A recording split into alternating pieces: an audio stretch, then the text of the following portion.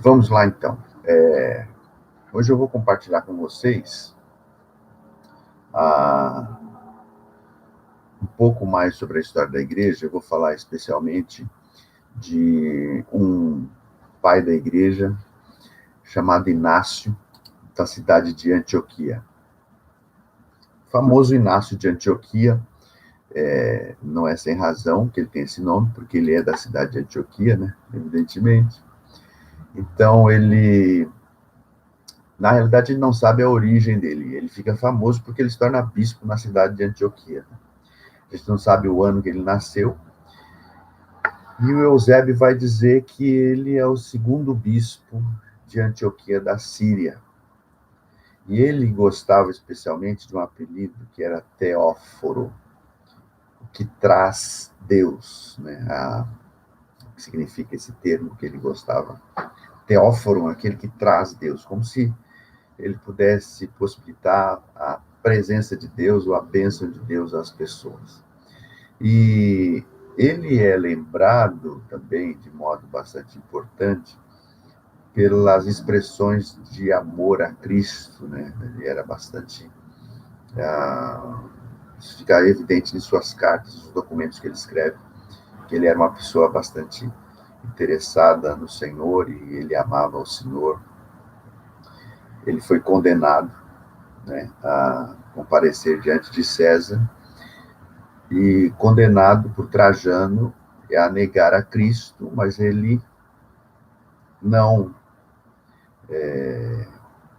evidentemente, não concordou com essa diretriz imperial e, por fim, ele foi aprisionado, levado de Antioquia até Roma, onde ele foi martirizado, foi lançado às feras. Se nós lembrarmos, a gente vai ter, em um momento da igreja, se a gente pensar nos períodos que a igreja passou por perseguição, as primeiras perseguições, elas se deram pelos próprios judeus contra os cristãos de Jerusalém, né? Então a gente tem aquele primeiro período, a gente está pensando em Inácio, a gente lembra das perseguições desencadeadas pelos romanos contra os cristãos. Estou vendo aqui a Regina presente, a Sueli também, Maria, Rosa. Bom dia, meus queridos, Deus abençoe, minhas queridas, né? Deus abençoe vocês, obrigado por estar aí com a gente. Então, voltando aqui a falar sobre as perseguições, quando a gente pensa em Inácio, por exemplo, a gente lembra das perseguições que os imperadores impuseram aos cristãos. Mas antes disso, se a gente lembrar da história das perseguições em relação à igreja, a gente vai lembrar que a primeira perseguição contra a igreja foram os próprios judeus que desencadearam. Depois da ressurreição do Senhor e do Pentecoste, os discípulos se tornaram tochas vivas ali na cidade, né? Pedro pregando, 3.000, depois 5.000 se convertendo, e houve prisões assim por parte tanto de lideranças judaicas, o Sinédrio, né, que era aquele grupo de 70 anciãos que julgavam as questões relacionadas à cidade santa, Jerusalém, e eles eram acusados de desordem. Na realidade, não era desordem nenhuma. Aliás, Lucas vai dizer que eles caíam na graça do povo, né? Era diferente. Eles eram amados pelas populações. Mas a religião institucionalizada, o judaísmo, perseguiu, dizendo que eles causavam desordem. O Estevão foi morto, por exemplo, acusado de falar contra Moisés, contra o templo, contra a lei, né? Depois que Estevão foi assassinado, capítulo 8, no capítulo 7, no capítulo 8, se desencadeia uma grande perseguição dos judeus contra os cristãos que se congregavam em Jerusalém. Eles congregavam de casa em casa, e especialmente também no pátio do templo, que é bastante grande, que era bastante grande à época, então não era incomum encontrar grupos cristãos reunidos no pátio do templo. Com essa perseguição inicial, muitos se espalham por muitas localidades em função da perseguição, descem de Jerusalém e vão para outros lugares. E uma cidade importante que é alcançada, uma igreja que se estabelece em Antioquia. O texto diz para nós que cipriotas e sirineus pregaram também a gregos, porque a princípio se entendia que Jesus, o Messias, tinha vindo apenas para os judeus, mas percebeu-se que não. Em esses cipriotas e sirineus falando para os gregos e eles crendo, houve assim uma efusão espiritual na cidade de Antioquia, muita gente se converteu ali, e no capítulo 9 a gente tem Paulo de Tarso também como um perseguidor da igreja, com cartas autorizando a ir até Damasco e prender por lá cristãos. Enfim, essas perseguições acontecem. Depois que passa esse período de perseguição dos judeus, começam então as perseguições romanas. E se a gente lembrar na história, a gente vai ver que essas perseguições, elas têm, assim, um avanço importante, né? A partir de determinados momentos, e talvez o principal, assim, que vem à nossa mente é Nero, mas antes mesmo a gente vai ter exemplos de imperadores que perseguiram. A gente tem Tibério, que foi durante o império dele, o reinado de Tibério César, que Estevão foi apedrejado. Mas aí foi uma questão de uma perseguição religiosa, né? Foram os judeus que fizeram aquilo. Caio, que Herodes mandou matar Tiago Maior, mas o imperador era o Caio. Aí tem Cláudio, que expulsou os judeus de Roma no ano de 49. E é importante que se diga que, na cabeça de muitos, o judaísmo ou o cristianismo era uma extensão do judaísmo. Então não havia muita divisão entre uma coisa e outra. Para eles era uma coisa só. Então é uma seita dentro do judaísmo, era cristianismo. Então, nessa situação, não apenas judeus foram expulsos de Roma, mas também alguns cristãos, né? Houve então essa perseguição contra os cristãos em Roma e na região, ali nas adjacências, entre o ano 64 e 68. Isso já em Nero, né? Porque ele ateou fogo à cidade e, neste caso, colocou culpa nos cristãos. Então, a gente está nesse período de 64 a 68, por exemplo, Clemente de Roma, que a gente viu a semana passada, vai relatar nos seus escritos que foi nesse ambiente que Pedro e Paulo foram mortos por Nero. Então, a gente não tem nenhum registro bíblico desses assassinatos, nem de Paulo, nem de Pedro, mas a gente tem um registro histórico de Clemente de Roma, que diz que foi nesse período que Pedro foi crucificado de cabeça para baixo, que Paulo foi decapitado.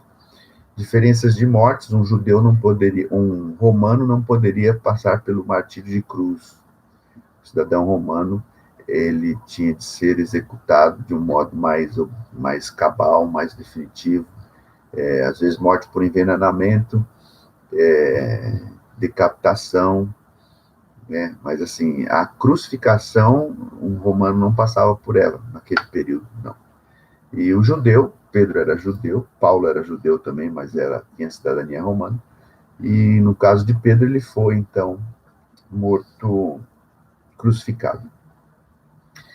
Então, nós temos ainda perseguições por parte de Nero, como eu citei, o Nero ele tem o seu reinado de 54 a 68. Depois de Nero, a gente tem o Vespasiano. Nesse período, a igreja desfruta de, em um certo sentido, de paz, e também Tito. Tito é filho de Vespasiano, ele que foi, durante o período em que houve uma revolta em Jerusalém, tropas foram enviadas à cidade, porque os judeus expulsaram os romanos, ficaram ali ensimesmados, e durante 4, 5 anos ficaram dentro da cidade e foram finalmente mortos pelas tropas de Tito. Vespasiano foi quem iniciou a situação, mas no ano 70, Tito invadiu a cidade com suas tropas, o grande general Tito, e por fim ele pôs fim, inclusive, à cidade de Jerusalém. Foi um dos lamentos de Jesus, quando ele diz: Jerusalém, Jerusalém, que apedreja os profetas e que despreza aqueles que a ti são enviados. Quantas vezes eu quis juntar vocês debaixo das minhas asas, como a galinha faz com seus pintinhos, mas vocês não me deram essa oportunidade. Claro que eu estou contando aqui na minha versão, e aí ele completa, dizendo: mas não ficará aqui pedra sobre pedra. Então ele estava profetizando justamente sobre a invasão romana em Jerusalém. E é nesse contexto, dos anos 70, que isso acontece, sob a ordem do general Tito. Mas os cristãos em si, nesse período de Vespasiano e Tito, não sofreram grandes perseguições, mas, assim, posterior a eles vieram Domiciano. Aí Domiciano foi cruel. De 95 e 96, os cristãos foram perseguidos em Roma e na Ásia Menor, especialmente porque eles se recusavam a prestar culto ao imperador. Era uma prática comum, né, esse culto ao imperador, mas uma vez que os cristãos se recusavam, eles acabaram sofrendo perseguições difíceis pelas mãos de Domiciano. Nesse período de Domiciano é que morre Clemente de Roma. Alguns vão dizer que foi no ano 96, outros no ano 99, enfim, mas, de todo modo, o que temos é que foi nesse período que Clemente de Roma é assassinado por conta da fé cristã, por conta da sua fé. E é nesse período também que João é preso, exilado em Patmos. Então, Domiciano é que possibilita essa prisão de João em Patmos. Bom, depois disso, nós temos Nerva, né, que possibilita a libertação de alguns cristãos, que é imperador também, possibilita a libertação de alguns cristãos, né? Ele reina de 96 a 98, e especialmente João e uma outra cristã chamada Domitila são libertos nesse momento pela autorização do imperador Nerva. E aí a gente entra, então, no período que é o período em que Inácio de Antioquia vai ser assassinado, que quem governa naquele momento é Trajano, que ele vai reinar de 98 a 117.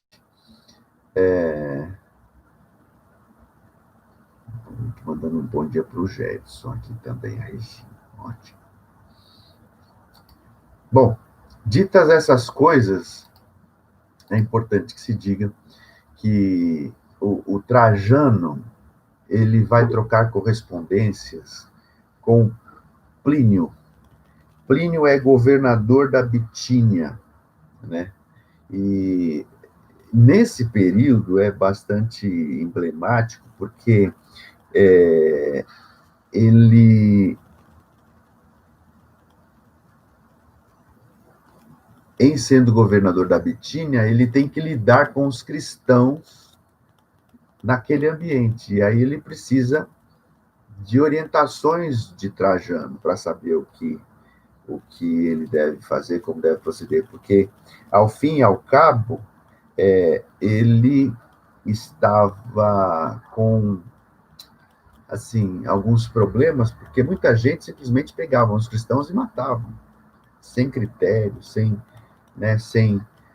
muito bom senso, simplesmente chegavam lá e matavam os cristãos e permitia que as mais terríveis barbaridades fossem contra eles cometidas.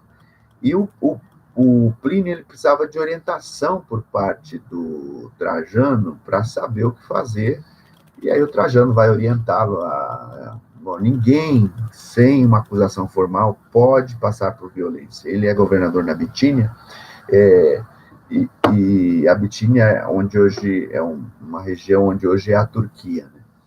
E é nesse ambiente, estou falando de duas pessoas distintas, né? O Plínio, que é governador na Bitínia, e tem o imperador Trajano, porque Bitínia era uma província romana. Roma, como era extremamente extenso, né, nos seus territórios de domínio, então ele vai ter muitas províncias, né, a província da Judéia, a província da Bitínia, a província de Cartago, mais tarde, a província de Alexandria. Então vai ter diversas regiões onde haverão essas províncias. A Bitínia é uma delas, quem está lá governando é Plínio o Jovem, porque o pai dele chamava-se Plínio o Velho.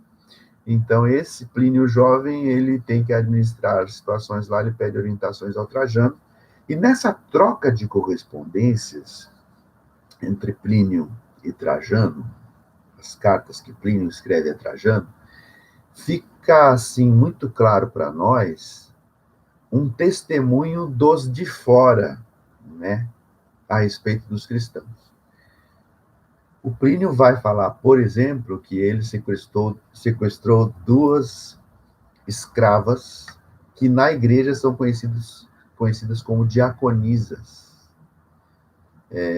E aí fez com que essas duas moças passassem por todo tipo de açoites e humilhações para saber, descobrir delas o que acontecia nas reuniões, mas aí ele chega à conclusão de que nada acontece lá, a não ser baixa superstição, ou seja, que para eles a adoração era só de César e dos deuses do panteão romano. Então, o que os cristãos faziam reunidos, memorando alguém que foi morto, mas sem sentido nenhum para ele, aquilo era superstição. Mas o que chama a nossa atenção é que são duas escravas que eram, na igreja, diaconisas. Nenhuma outra instituição, à época, consideraria um escravo digno de nada. Quem vai dar essa dignidade para o escravo é justamente Plínio, melhor, é justamente o ambiente da igreja cristã.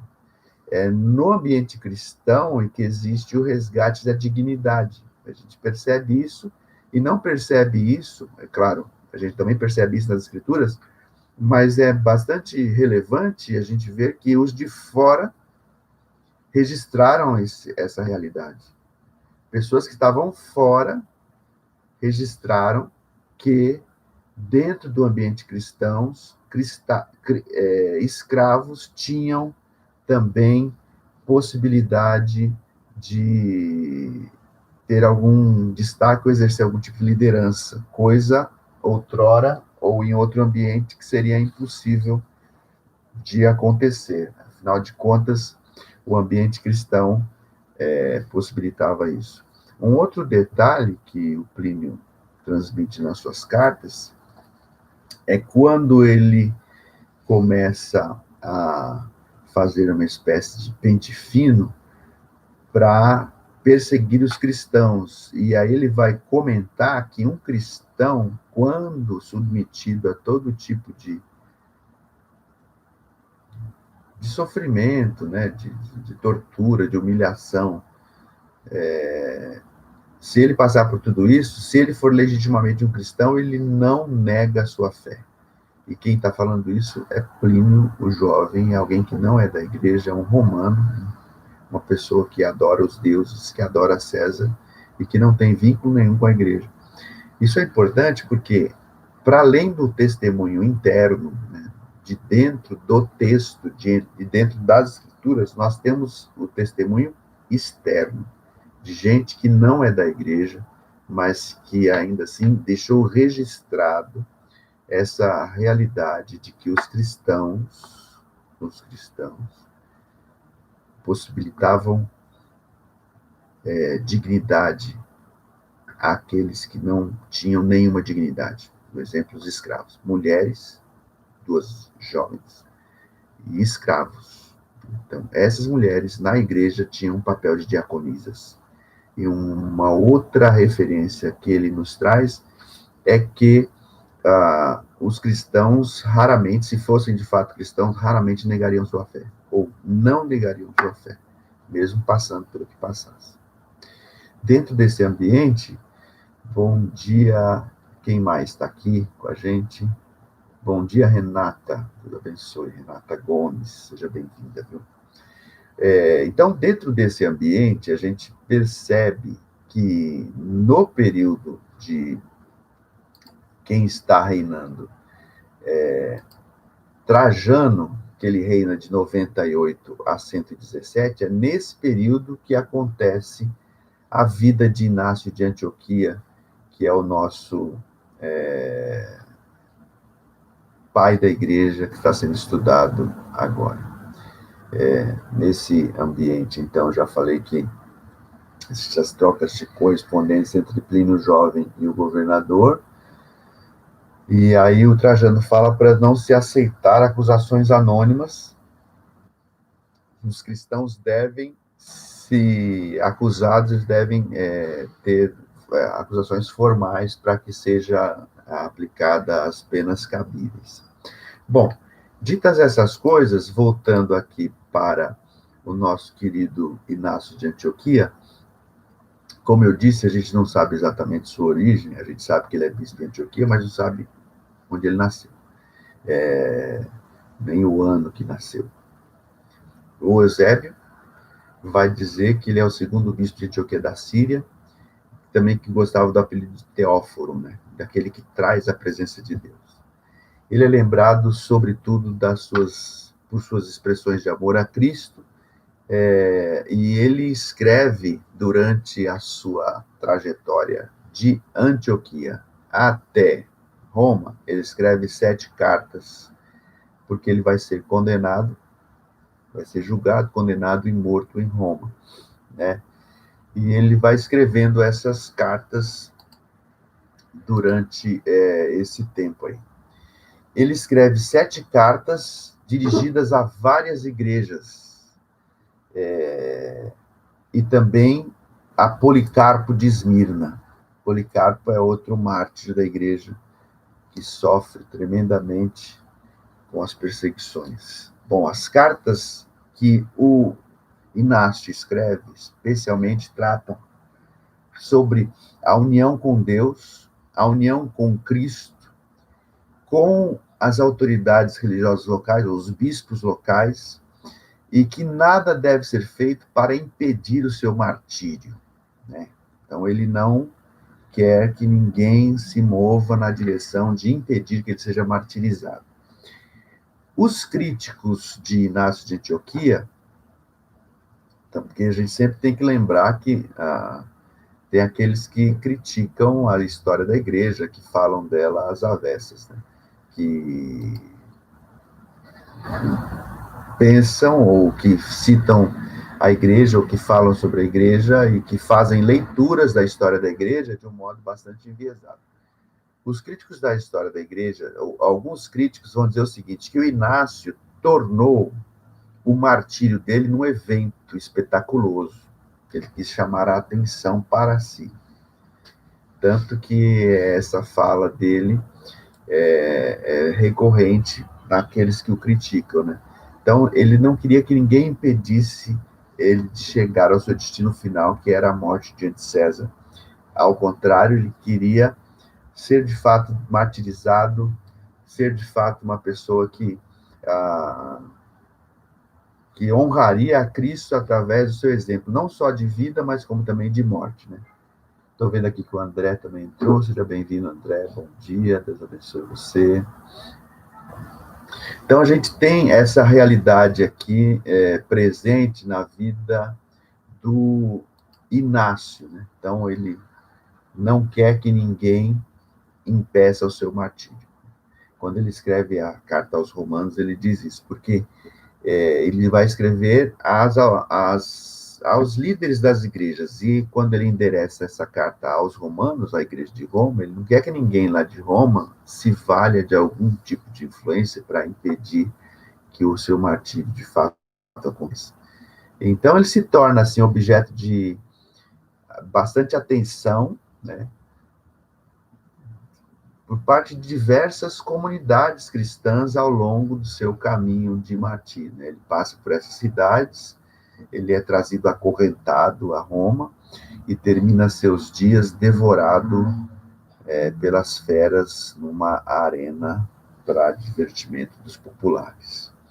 Muito comum a época das perseguições, né? No caso de Inácio, ele é perseguido durante o governo de Trajano, então, este acaba sendo o fim dele, que havia servido a Deus ao longo de toda a sua vida, e ele então é levado para Roma e ele vai ser devorado pelas feras ali. Bom, as suas cartas, né? Quais são essas 7 cartas? Ele escreve uma carta chamada aos Efésios, né? Fala a respeito da fé, da graça, de como eles foram misericordiosos com ele, enfim. Ele escreve outra carta aos magnésios, né? Os magnésios é uma população da região costeira de Éfeso. Ele escreve outra carta aos tralianos, não aos australianos. Não havia ainda a Austrália, como a gente conhece com esse nome. Um pedaço de terra estava lá, mas era outro ambiente. Tralianos, né? Essa região popular da Trália, na Turquia. Ele escreve aos romanos, né, as populações de Roma. Ele escreve aos filadelfienses, né, igreja da Filadélfia, habitantes do noroeste de Esmirna. Ele escreve aos esmirniotas, né, que é a cidade de Esmirna, que hoje é a cidade de Izmir, na Turquia. E ele escreve a Policarpo, bispo de Esmirna, especialmente a Policarpo, ele escreve separadamente.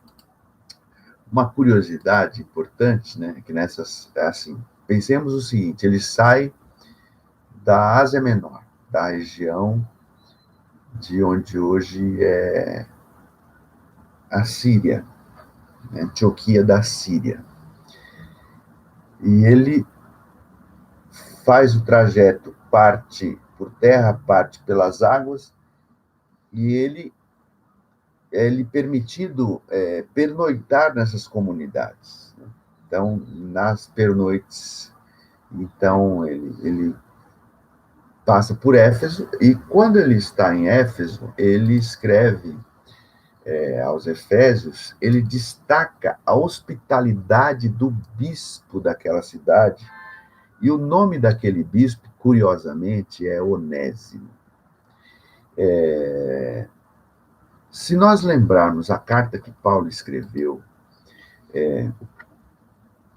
a Filemon, a gente vai se lembrar de que ele escreve essa carta quando ele está preso em Roma e que ele recomenda ao seu amigo Filemon que receba em sua casa novamente, agora não mais um escravo, mas um filho, um igual, um irmão. Porque o Onésimo, de um modo bastante curioso e com uma coincidência importante, ele havia saído da sua casa, que era em Colossos, onde morava Filemon. Ele era um escravo da casa de Filemon, e ele sai deste lugar, possivelmente roubou alguma coisa do seu patrão, e ele sai. Não era incomum os escravos fugirem, era muito comum, aliás, nós temos o exemplo de escravos que se rebelaram, criavam motins para rebelar-se contra o sistema, contra senhores, enfim, e o caso clássico de Espartacus, que consegue uma resistência importante. Enfim, mas o Onésimo, ele simplesmente foge. E o que os escravos faziam quando fugiam? Ou eles se misturavam a exércitos milicianos, assim, não era incomum também você tropas de exércitos contratadas para determinadas resistências, né?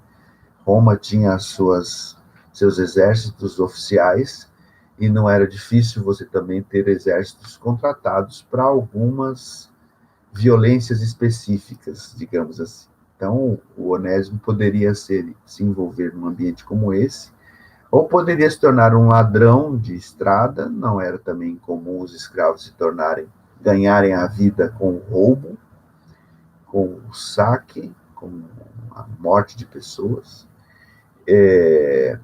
E também eles poderiam se tornar gladiadores, né? Haviam outras opções também, mas eles também poderiam se tornar gladiadores, né? Então eles se misturavam, os gladiadores, a depender do porte físico, das habilidades, eles se misturavam aos gladiadores e iam combater em arenas para diversão dos populares e dos nobres. O Onésimo, por uma feliz coincidência, ele é preso.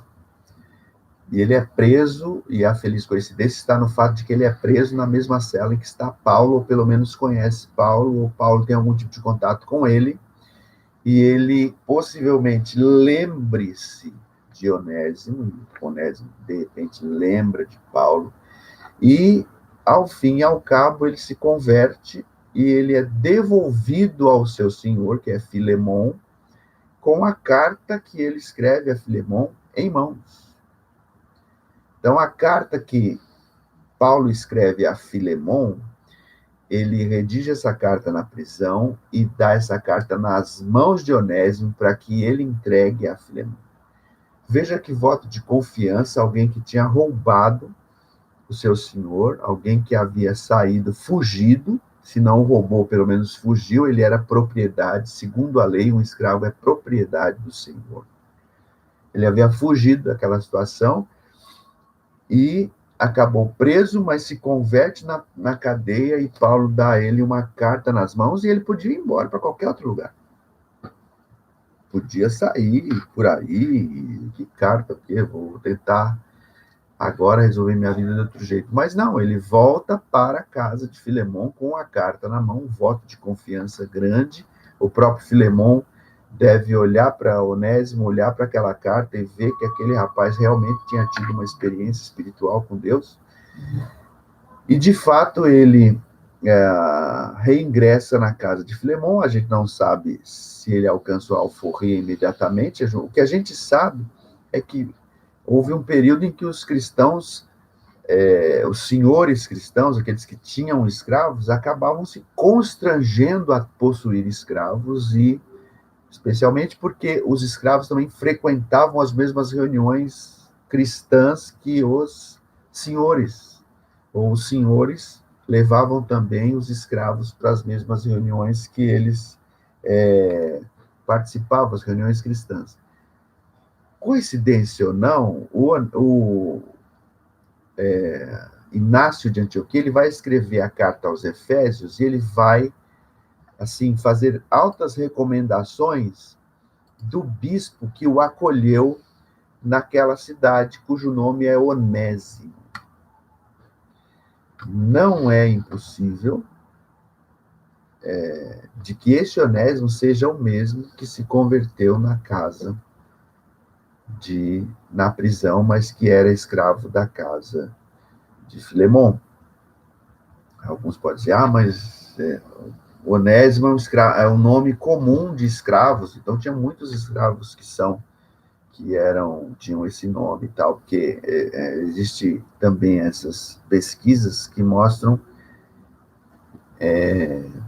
assim, características ou os nomes, né, mais comuns da nobreza, dos escravos, né, enfim. E Onésimo era um nome comum entre os escravos. E aí a gente percebe também a graça de Deus, se ele não for o Onésimo de Colossos, escravo de Filemon, ex-escravo de Filemon, a gente percebe de novo a graça de Deus operando, porque ele era escravo e hoje ele é bispo da cidade de Éfeso. Então, alguém que não tinha nenhuma condição na vida acaba sendo bispo da cidade de Éfeso. E Em sendo assim, a gente tem, então, esse exemplo do Filemon, do Inácio de Antioquia, que deixou registrado para nós uma série de cartas importantes para a época, recomendações às igrejas por onde passou, com esse detalhe da curiosidade de que ele foi hospedado em Éfeso. E o anfitrião era Onésimo, a quem ele recomenda e fala muito bem desse moço que o acolheu de modo tão hospitaleiro. E a gente pode sim pensar na possibilidade de que foi o mesmo Filemon que se converteu a partir da atuação de Paulo na vida dele, presos no mesmo ambiente. Ele volta para casa em Colossos com a carta escrita ao seu patrão Filemon, se torna um servo dedicado e mais tarde Deus o chama para ser o pastor ou bispo da igreja de Éfeso. E por fim, Inácio é sacrificado, ele é devorado pelas feras na arena, e o nome do Senhor, com tudo isso, é também glorificado, porque, ao fim e ao cabo, ele estava testemunhando a respeito de Cristo. Tá bom? Terça-feira voltamos com mais uma aula para falar de outro pai da igreja. Estamos estudando os pais nicenos e pós-nicenos, né? Niceno porque é da cidade de Niceia, ou seja, houve um concílio em Niceia, no ano 325, e a gente está estudando esses chamados pais nicenos e pós-nicenos. A referência é esse concílio que acontece no ano 325. Estudamos semana passada Clemente de Roma, hoje tivemos a oportunidade de ver a história de Inácio de Antioquia. É claro que não é uma história exaustiva, assim, mas minimamente para a gente conhecer um pouco mais sobre Inácio. E vamos estudar Policarpo semana que vem, tá bom? Deus abençoe vocês, obrigado pela paciência, siga orando por nós e que o Senhor nos guarde sempre. Em nome de Jesus, graça e paz.